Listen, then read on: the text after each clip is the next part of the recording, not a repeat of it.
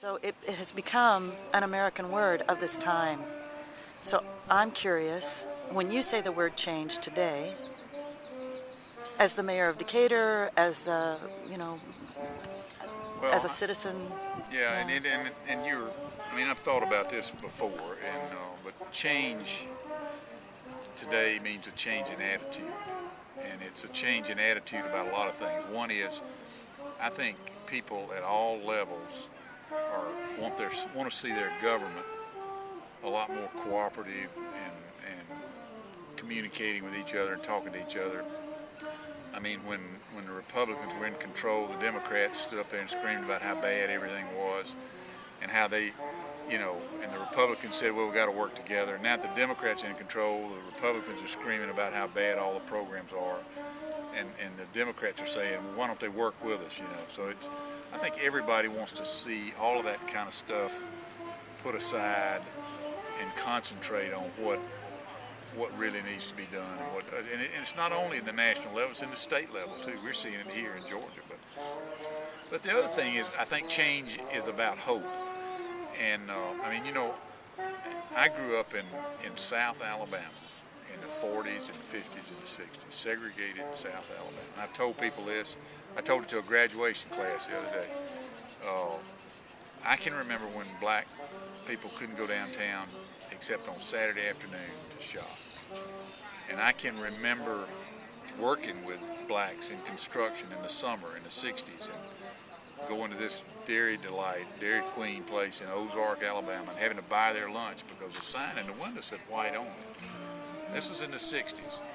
And I can remember at Auburn University getting in my car and driving from Auburn, Alabama to Montgomery and going up in an office building, 4 floors, and watching the end of the Selma to Montgomery March. And really, at some point in my life, now anyway, I realized that I had no idea the courage it took to be down on that street. And for me and you to be sitting here today with an African American president is nothing short of a miracle from God.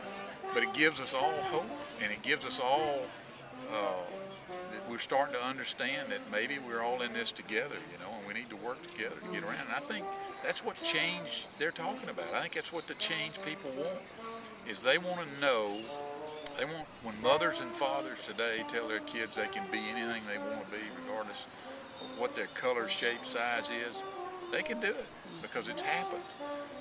And I think that's the change that people are looking for. They're looking to get away from all of this this crap that we're going on. And John Lewis is our congressman. I was in Washington last week, and I had a chance to go into his office in the Capitol and look at he has it, and some of the photographs and stuff that he went through in the 50s and 60s and 70s is just incredible. And I think it's changing the world. I think the way, because nobody in the world, nobody thought we would elect an African American. Nobody thought we would do it.